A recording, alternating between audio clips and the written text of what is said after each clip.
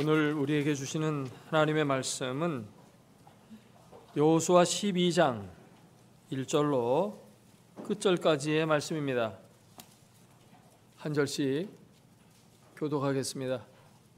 이스라엘 자손이 요단 저편 해돋는 쪽 곧 아르논 골짜기에서 헤르몬 산까지의 동쪽 온 아라바를 차지하고 그 땅에서 쳐 죽인 왕들은 이러하니라. 시온은 헤스본에 거주하던 아모리 족속의 왕이라. 그가 다스리던 땅은 아르논 골짜기 가에 있는 아로엘에서부터 골짜기 가운데 성읍과 길르앗 절반 곧 암몬 자손의 경계 얍곡강까지이며 또 동방 아라바 긴네롯 바다까지이며 또 동방 아라바의 바다 곧 여메의 베디어 시못으로 통한 길까지와 남쪽으로 비스가 산 기슬까지이며 옥은 르바의 남은 족속으로서 아스타롯과 에드레이에 거주하던 바산의 왕이라. 그가 다스리던 땅은 헤르몬 산과 살르가와 온 바산과 및 구술 사람과 마아가 사람의 경계까지의 길르앗 절반이니 헤스본 왕 시온의 경계에 접한 곳이라. 여호와의 종 모세와 이스라엘 자손이 그들을 치고 여호와의 종 모세가 그 땅을 르벤 사람과 갓 사람과 므낫세 반 지파에게 기업으로 주었더라. 여호수아와 이스라엘 자손이 요단 이편 곧 서쪽 레바논 골짜기의 바알가데서부터 세일로 올라가는 곳 한락산까지 쳐서 멸한 그 땅의 왕들은 이러하니라. 그 땅을 여호수아가 이스라엘의 지파들에게 구분에 따라 소유로 주었으니 곧 산지와 평지와 아라바와 경사지와 광야와 네겝 곧 헷 족속과 아모리 족속과 가나안 족속과 브리스 족속과 히 족속과 여부스 족속의 땅이라. 하나는 여리고 왕이요 하나는 베델 곁에 아이 왕이요 하나는 예루살렘 왕이요 하나는 헤스본 왕이요 하나는 야르뭇 왕이요 하나는 라기스 왕이요 하나는 에글론 왕이요 하나는 게셀 왕이요 하나는 드빌 왕이요 하나는 게델 왕이요 하나는 호르마 왕이요 하나는 아랏 왕이요 하나는 림나 왕이요 하나는 아둘람 왕이요 하나는 막게다 왕이요 하나는 베델 왕이요 하나는 답보아 왕이요 하나는 헤벨 왕이요 하나는 아벳 왕이요 하나는 라사론 왕이요 하나는 마돈 왕이요 하나는 하솔 왕이요 하나는 시므론 하나는 다하나 왕이요 하나는 무기또 왕이요 하나는 게데스 왕이요 하나는 갈멜의 욕담 왕이요 하나는 돌의 높은 곳에 돌 왕이요 하나는 길갈의 고임 왕이요 하나는 디르사 왕이라. 모두 31왕이었더라. 아멘.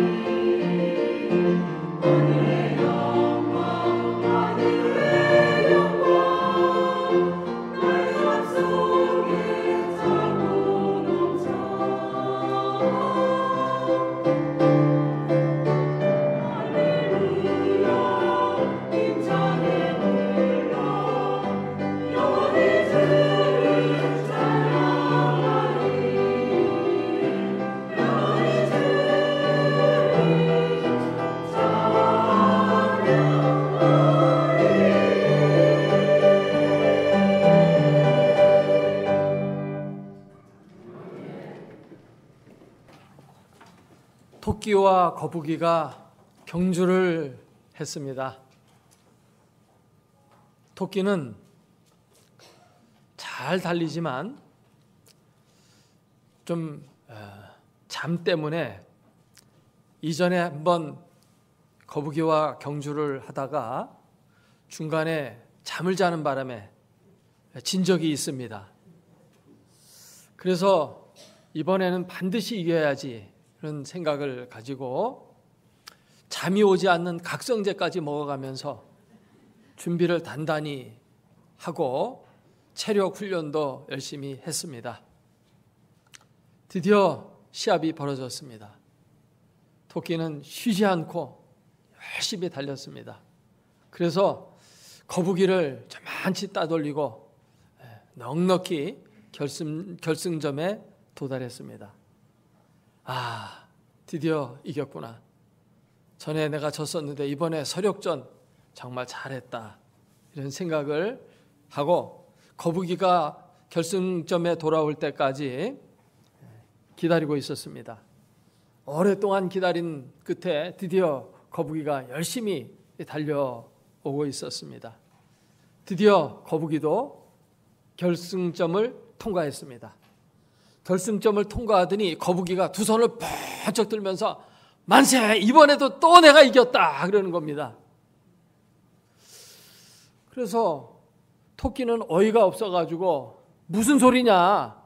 나는 너보다 1시간이나 일찍 더 빨리 결승점에 들어왔는데, 그러니까 거북이가 하는 말이 너 약물 복용했잖아.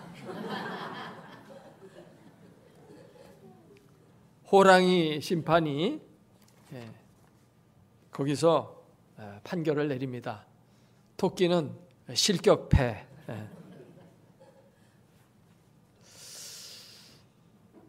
올림픽이라든지 여러 경주에서 승리한다고 하는 거 참 어려운 일입니다. 나 혼자만 노력해서 달리면 되는데 상대방도 열심히 노력하거든요. 죽으라고 연습해가지고 자기도 금메달 따려고 자기도 이기려고 막 열심히 노력해요. 그러니까 승리를 얻는다고 하는 게 이게 보통 어려운 일이 아닙니다. 그런데 이것은 어떤 일반 운동 경기, 시합인 경우이고 만일 이것이 전쟁일 경우에 이것은 더 치열해집니다. 왜냐하면 경기에서 지면 그냥 아쉽게 끝나고 말아요. 그저 아쉬운 마음만 들고 끝납니다. 그러나 전쟁에서 지게 되면 이건 목숨이 왔다 갔다 하는 것입니다. 특별히 성경에 많은 전쟁이 기록되어 있는데 전쟁에서 지면 진멸당하는 겁니다. 재산도 다 뺏기고 심지어 목숨까지 뺏기는 거예요. 그러니까 전쟁할 때 상대방이 어떻게 싸우겠어요? 나도 죽으라고 싸우지만 상대방도 목숨 걸고 싸우는 겁니다. 죽기 아니면 살기로 싸우는데 이게 이긴다고 하는 게 이게 만만치가 않은 겁니다. 그런데 오늘 말씀을 보면 여호수아는 33전 33승을 했다고 기록하고 있어요. 이 여호수아는 총 24장으로 기록되어 있어요. 그리고 12장씩 나누어서 전반부 후반부로 되어 있는데 전반부는 이스라엘 백성들이 가나안 땅에 들어가서 그 땅을 어떻게 점령했는가 하는 것에 대한 전쟁 기록이 나오고 그 다음에 13장부터 시작해서 끝장까지는 그 점령한 땅을 이스라엘 각 지파가 어떻게 분배를 받아서 차지하게 되었는가라는 그 배분에 대한 기록이에요. 그러니까 오늘 읽은 말씀은 전반부 전쟁 기록의 결론이죠. 지금까지 싸운 전쟁이 어떤 결과가 이루어졌는지 여호수아 전쟁 성적표를 기록하고 있는 것이 오늘의 말씀이라고 하겠습니다. 오늘 말씀은 또 두 부분으로 나누어지는데 전반부는 이스라엘 백성들이 가나안 땅으로 들어오기 전에, 다시 말하면 요단강을 건너기 전에 싸웠던 전쟁에 대한 기록이 나오는데 거기에서 두 왕을 쳐서 이겼다 이렇게 나와요. 헤스본 왕 시온과 바산 왕 옥을 물리쳤다. 그래서 가나안 동쪽, 요단강 동쪽에 있는 땅을 이제 이스라엘 12지파 중에서 2지파 반이 그 땅을 차지하고 분배를 받아요. 그리고 요단강을 건너 들어와서 31명의 왕과 싸웁니다. 그래서 그들과 싸워 이겼다 하는 그런 내용이 나오고 있습니다. 도합 33전 33승입니다. 정말 이 무슨 경기도 아니고 이건 전쟁인데 전쟁에서 이렇게 놀라운 전과를 거둔다고 하는 것은 인류 역사상 그 유래를 찾아볼 수가 없어요. 전무후무한 기록입니다. 삼국지를 읽어보면 거기 많은 전쟁이 나와요. 근데 거기서 아주 탁월한 전략가가 제갈공명인데 제갈공명은 싸우면 싸울 때마다 이겼지만 그래도 그는 전승하지 못했어요. 많은 패배가 기록이 되어 있습니다. 그 중에 대표적인 것이 바로 마속이라고 하는 장군이 있었는데 그에게 작전을 지시했어요. 근데 이 마속 장군이 막상 전투 현장에 딱 가보니까 그 사령부에서 지시한 것과는 상황이 많이 달랐어요. 그래서 자기가 생각하기에는 제갈공명의 말을 듣고 싸우는 것보다는 자기 생각대로 작전을 바꿔서 이렇게 하면 이길 것 같다는 생각이 딱 들었어요. 그래서 작전을 바꿔가지고 싸웁니다. 근데 싸우면서 지지요. 참패를 당합니다. 그래서 결국 이 총나라 전체의 전쟁이 다 패하게 되죠. 그래서 어쩔 수 없이 제갈공명은 이 마속이라는 장군의 목을 치게 됩니다. 정말 사랑하고 신임하고 정말 탁월한 장군이지만 어쩔 수 없이 목을 잘라요. 그래서 생겨진 고사가 뭐죠? 읍참마속이라고. 요즘에 이 단어가 많이 신문에 나오더라고요. 대통령이 과연 그 법무부 장관을 목을 자를 것이냐 아니면 임명할 거냐 할 때 읍참마속이라는 눈물을 흘리고 목을 자른다. 그런 이야기도 있듯이 이렇게 전쟁에서 계속 승리한다고 하는 것은 이거는 정말 기적과 같은 일입니다. 기적 중에 기적이죠. 근데 어떻게 해서 이렇게 이겼을까요? 이스라엘이 무기가 좋았습니까? 탁월한 전략을 가지고 있는 전략가가 있었습니까? 그들의 신체가 창대했습니까? 아니에요. 오히려 적군의 신체가 더 컸다고 되어 있어요. 그들은 안악자손들, 거인들이라는 것이죠. 동양 사람들이 서양 사람들을 바라볼 때 막 거인처럼 보이잖아요. 그렇게 체격에서도 밀렸습니다.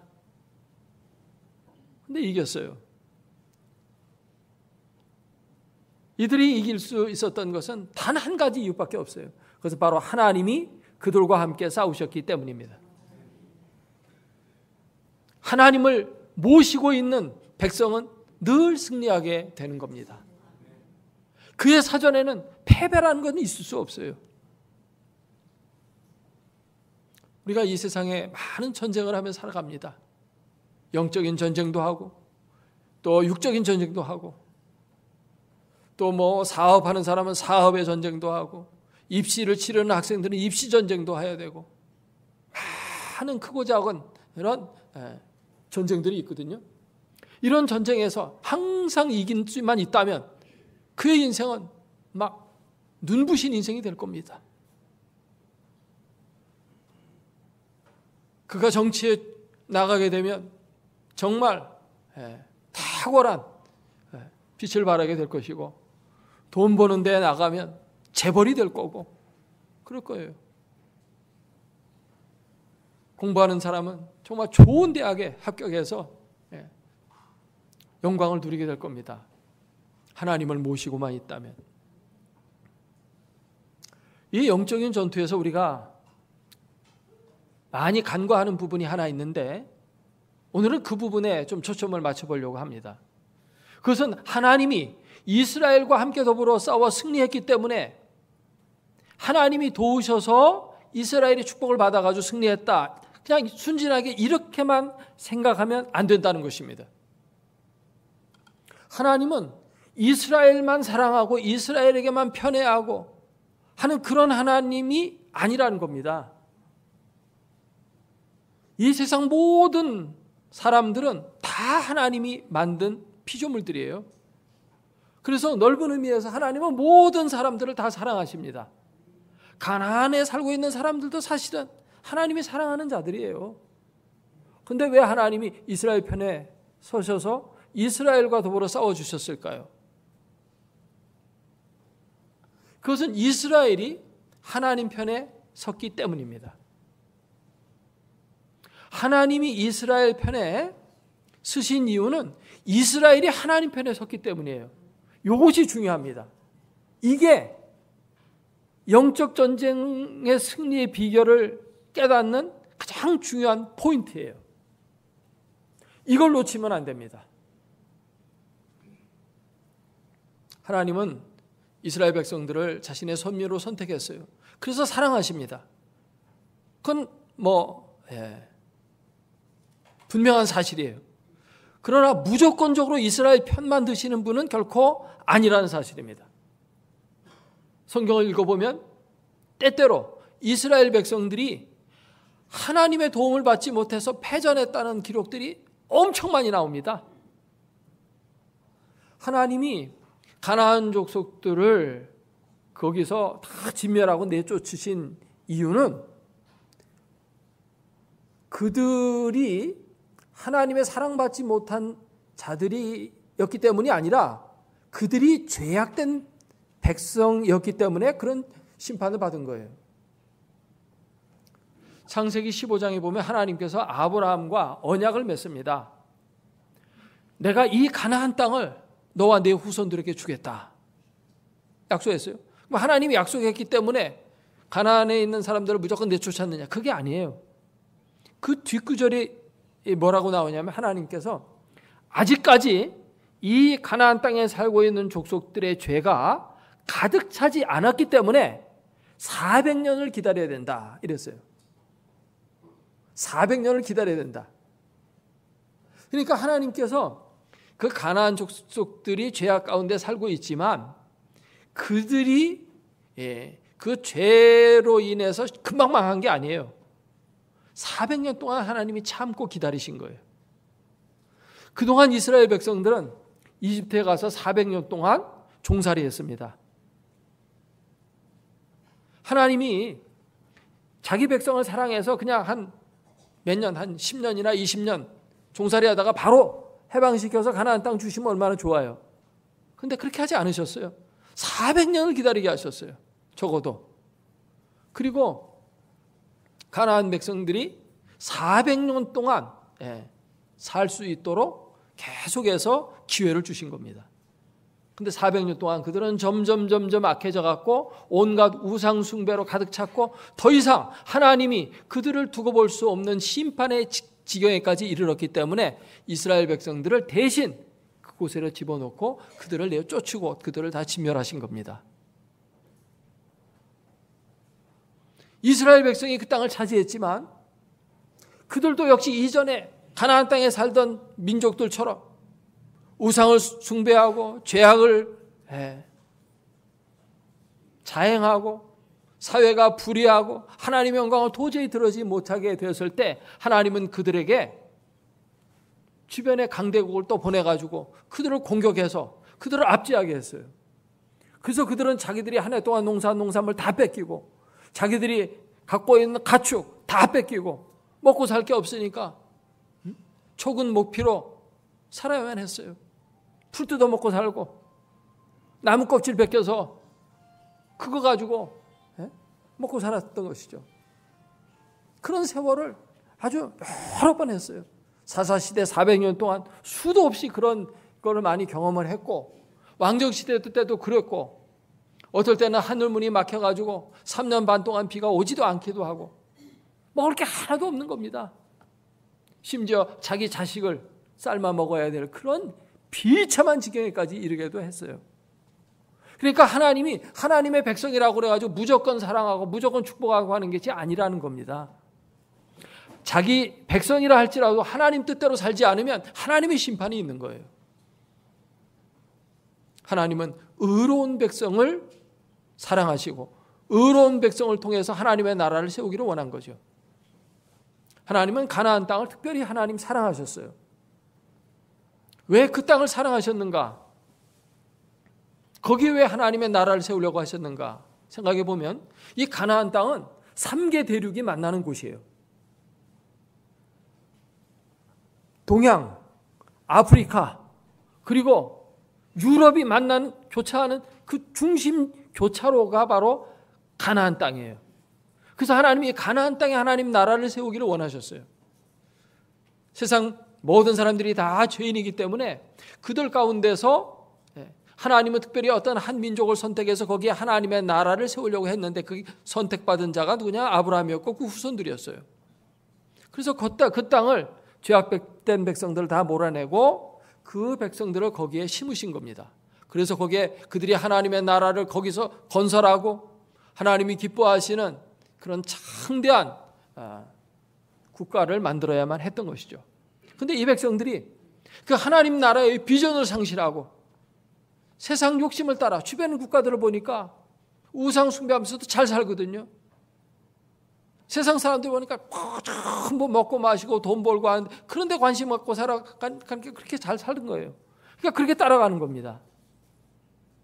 그런데 하나님이 원하시는 그러한 나라를 그들이 세우지 못했어요. 그래서 그들은 결국 쫓겨나게 됩니다. 바벨론의 포로로 잡혀가고 그 나라는 망하고 말았어요. 그래서 하나님은 어떤 한 민족을 편애하시는 분이 아니라는 겁니다. 특별히 하나님의 은총을 받은 백성이라 할지라도 하나님의 뜻에 거슬리고 자기 마음대로 살게 되면 하나님이 치셔요.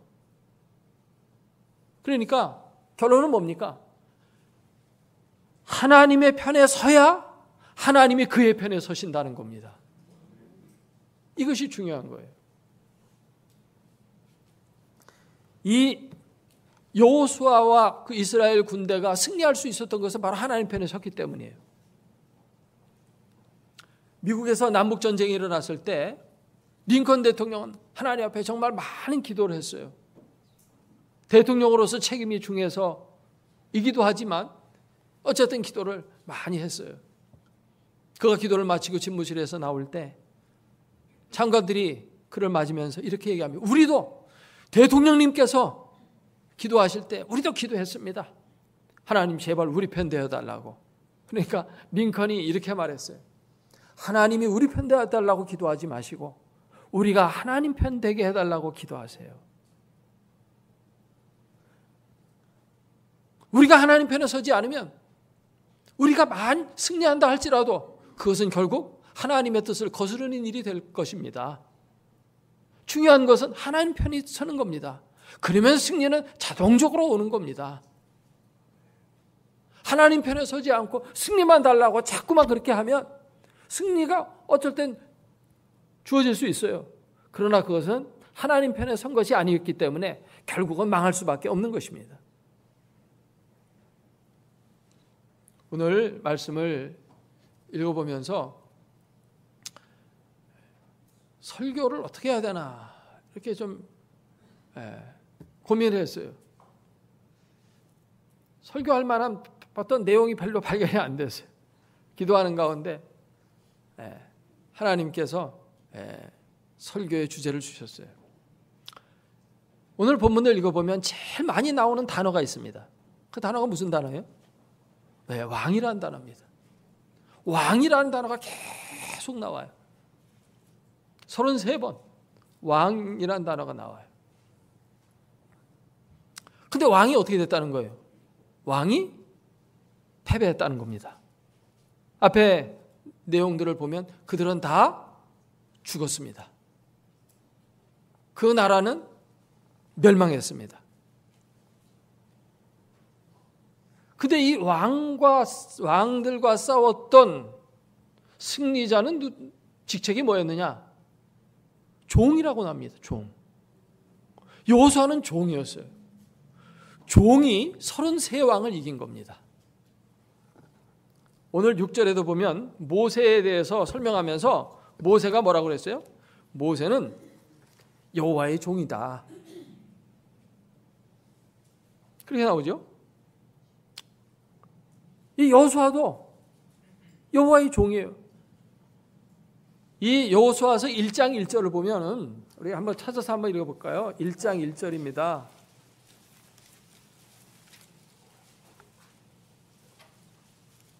같이 읽습니다. 여호와의 종 모세가 죽은 후에 여호와께서 모세의 수종자 눈의 아들 여호수아에게 말씀하여 이르시되, 여기 보니까 여호수아는 모세의 수종자예요. 군대에서는 어떤 장교가 있으면 장교 밑에 당번병이 있어요. 당번병. 그걸 군대에서는 따까리라고 그럽니다. 따까리. 모세의 따까리 역할을 했던 사람이 여호수아였어요. 모세도 하나님의 종이고 이 여호수아도 하나님의 종인 것이죠. 종이 왕을 이겼어요. 참 이런 종이 왕을 이겼다, 무슨 동화책 제목 같지 않아요? 왕자와 거지 뭐 이런 식으로. 왕이 종들을 죽였다. 그거는 뭐 그냥 늘상 그런 일들이 일어나니까 그렇겠구나. 근데 종이 왕을 죽였다. 이건 뭡니까? 나라가 발칵 뒤집히는 일입니다. 이건 천지가 개벽하는 일입니다. 근데 한 종이 왕을 죽여도 그런데 한 왕을 죽인 정도가 아니라 33명의 왕을 죽였다. 종이. 엄청난 겁니다. 대역전의 드라마가 펼쳐진 겁니다. 이것이 우리에게 교훈할 수 있는 바가 무엇이에요? 여기 왕들은 모든 백성들의 왕이에요. 제일 높은 자예요. 떵떵거리며 살던 그런 사람입니다. 옛날 왕들은 대개가 다 장수였어요. 싸움을 잘하는 장수들이 이제 왕이 되었거든요. 근데 종은 뭐 별 볼 일 없잖아요. 근데 종이 이 왕들을 이기는 거예요. 이것이 우리에게 교훈해 주고 있는 바가 뭐냐 하면 세상 왕들은 다 망한다는 것입니다. 하나님의 종은 승리한다는 것입니다. 우리는 세상에서 어떻게 살기를 원하면 세상 왕이 되기를 원해요. 세상 사람들의 왕이 되기를 원해요. 텔레비전에 보니까 어떤 사람이 조그만 한 서너 평짜리 식당 하나를 차려놓고 자기 꿈이 뭐냐 하냐면 사장이 되는 거예요. 사장. 그것도 내는 왕이야. 왕 되고 싶어 하는 거예요. 정치하는 사람은 높은 자리에 올라가고 싶어 하고, 돈 버는 사람은 많은 돈을 벌어서 떵떵거리는 그런 사람 되려고 하고, 전부가 왕 되고 싶어 하는 겁니다. 그러나 세상 왕은 망한다는 겁니다. 세상 나라는 망한다는 것입니다. 하나님의 뜻을 거스리는 그러한 왕은 실패할 수밖에 없다는 것입니다. 그러나 하나님의 뜻을 따르고 하나님 편에 서고 하나님께 영광을 돌리고 하나님 나라의 비전을 갖고 사는 사람은 비록 종이라 할지라도 왕을 이기고 승리자가 된다는 것입니다. 수많은 왕들보다 더 멋진 인생을 살아간다는 것입니다. 33명의 왕들이 살아오는 그 삶의 가치보다 한 종의 삶의 가치가 더 크고 더 아름답고 더 멋지다는 것을 우리에게 말해주고 있는 것입니다. 여러분은 여러분의 인생을 어떻게 살고 싶습니까? 다 멋진 인생 살고 싶습니다. 그렇기 때문에 어떻게 살아야 되냐면 세상 왕이 되려고 하지 말고 말씀대로 하나님의 종이 되려고 하라는 것입니다. 하나님의 종. 어떻게 보면 별것 아닌 것 같아요. 아이고, 뭐 예수 믿고 뭐 하나님 뜻대로 살고 별거 아닌 것 같아요. 그러나 마침내 그가 어떻게 됩니까? 하늘에 빛나는 별과 같이 큰 거성이 된다는 것입니다. 여러분의 인생을 하나님께 복종하면서 사실 수 있기를 주의 이름으로 축원합니다. 사람들은 자유의지가 있기 때문에 자기 마음대로 살고 싶어 해요. 하나님 뜻대로 사는 거 싫어해요. 그러나 하나님 뜻대로 사는 것이 더 행복한 거예요. 여러분, 내 인생을 가장 잘 아는 분이 누구예요? 하나님이십니다. 내 인생을 나보다 더 사랑하는 분이 있어요. 하나님이십니다. 하나님이 독생자를 위해 우리를 위하여 죽음에까지 내어주셨습니다. 하나님이 자기 목숨보다도 우리를 더 사랑하시는 그런 사랑을 갖고 계시고 우리를 향해 놀라운 계획을 갖고 계세요. 여러분, 우리의 인생 행복하고 승리하면서 살려면 세상 사람들한테 자문을 받으면 뭐라고 얘기하냐면 네 개성과 또 잠재 능력을 개발하면 멋진 인생 살 수 있다고 이렇게 가르쳐줘요. 근데 그것들을 누가 우리에게 주셨어요? 하나님이 주신 겁니다. 여러분, 우리가 이 세상에 태어날 때 어떤 사람은 노래 잘하는 재능을 갖고 태어나고 어떤 사람은 운동 잘하는 재능을 갖고 태어나고 어떤 사람은 돈 잘 버는 기술, 말 잘하는 기술 이런 것들을 재능으로 가지고 태어납니다. 근데 그건 내가 가지고 싶어서 내가 말 잘하는 사람으로 태어나서 내가 나중에 아나운서 돼야지 해서 말 잘하는 재능 갖고 태어났습니까? 태어나고 보니까 그게 있는 거예요. 내가 가수 되려고 해서 목소리 좋은 사람으로 태어나고 싶어서 목소리 좋은 사람으로 태어난 거예요? 태어나고 보니까 내 목소리가 좋아. 그러니까 우리가 태어날 때부터 하나님이 다 계획을 갖고 계신 거예요. 내 인생 내 계획대로 태어난 거 준비된 게 아니에요. 하나님이 다 계획을 갖고 계셔요. 나를 너무도 사랑하시고 놀라운 지혜를 가지신 그분이 내 인생을 하나님 나라를 위해서 멋지게 쓰시려고 그런 재능들을 주어서 이 땅에 태어나게 한 겁니다. 그렇다면 우리가 이 땅에 태어나서도 그 하나님의 뜻을 알고 하나님이 나를 향하여 어떤 뜻을 갖고 있는가를 알고 그 뜻에 복종하고 그 뜻을 따르고 하나님의 거룩한 뜻을 따라서 살면 탁월한 인생이 되는 거예요. 하나님의 뜻을 무시하고 내 뜻대로만 살려고 그러면 자꾸 일이 꼬이는 겁니다. 일이 안 되는 겁니다. 뭔가 될듯 하는데 안 되는 거예요. 그래서 그러잖아요. 내 인생 내 마음대로 안 된다고. 그 세상 사람들이 하는 고백 아니에요? 내 인생 내 뜻대로 안 되는 이유는 내 인생이 내 게 아니기 때문입니다. 하나님의 겁니다. 우리의 인생 짧게 지나갑니다. 우리 인생이 70에 강건하면 80이에요. 그렇게 살다가는 가는 겁니다. 잠자는 시간 빼고 밥 먹는 시간 빼고 어린애 기간 빼고 나 병들어서 뭐 하는 시간 빼고 그러면 우리 인생 이것저것 다 빼면 절반도 안 되죠. 40년도 안 되고 30년도 안 돼요. 실제로 우리가 뭔가 살아갈 수 있는 인생이라는 거는 20, 30년밖에 안 돼요. 사실은 잠자는 시간, 밥 먹는 시간 그거 다 빼보세요. 절반 이상이 날아가는 겁니다. 그 인생 살면서 뭐 내가 뭐 해보겠다 그럴 것이 아니라 하나님이 왜 나를 만드셨습니까? 나를 향한 하나님의 뜻은 무엇입니까? 제가 하나님 뜻 가운데 서기 원합니다. 하나님이 원하시는 그 하나님 나라의 비전에 동참하기 원합니다. 그러면 하나님 나라를 이루는 멋진 그 프로젝트 속에서 멋진 인생을 살게 되는 겁니다. 이스라엘이 그렇게 살았고 여기 여호수아가 그렇게 사는 거예요. 우리가 주기도문을 외우면서 하나님 아버지의 뜻이 하늘에서 이루어진 것처럼 땅에서도 이루어지이다 기도하면서 정작 그 뜻이 나에게도 이루어지이다라는 그런 고백은 잘 안 해요. 하나님의 뜻이 내게 이루어지는 게 싫어해요. 많은 사람들이. 내 뜻대로 살고 싶지 하나님의 뜻대로 살고 싶지가 않은 거예요. 근데 사실 그게 그래서 실패하는 거예요. 그래서 왕처럼 되고 왕 아무나 되는 것도 아니지만 천에 하나 만에 하나 왕 하나 나오죠. 예? 수십만 명 중에 왕 하나 나오죠. 그런 왕도 실패했다고 이렇게 나와요. 그런 왕들이 다 실패했다고 나와요. 그러나 하나님의 종으로 살면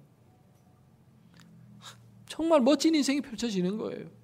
하나님이 함께 하시는 거예요. 하나님이 함께 하면 그의 인생 불을 보듯 뻔하잖아요. 승리가 눈앞에 보이지 않아요? 아름다운 인생 사는 겁니다. 그래서 오늘 본문에 말씀을 이렇게 보다 보니까 33왕과 한 종이 나와요. 근데 이 한 종이 33왕의 삶보다 더 멋졌다는 것입니다. 더 가치 있는 인생을 살았다는 것입니다. 아, 그렇구나. 나도 하나님께 굴복해야지. 하나님 뜻대로 살아야지. 나를 향한 하나님의 뜻을 발견해야지. 하나님의 말씀을 통해서 하나님의 뜻을 묻고 더 순종해야지. 그러면 되는 겁니다. 그러면 정말 우리의 삶이 활짝 꽃처럼 피어나게 될 줄로 믿습니다. 여러분의 삶이, 저의 삶이 이렇게 되기를 바랍니다. 기도하겠습니다.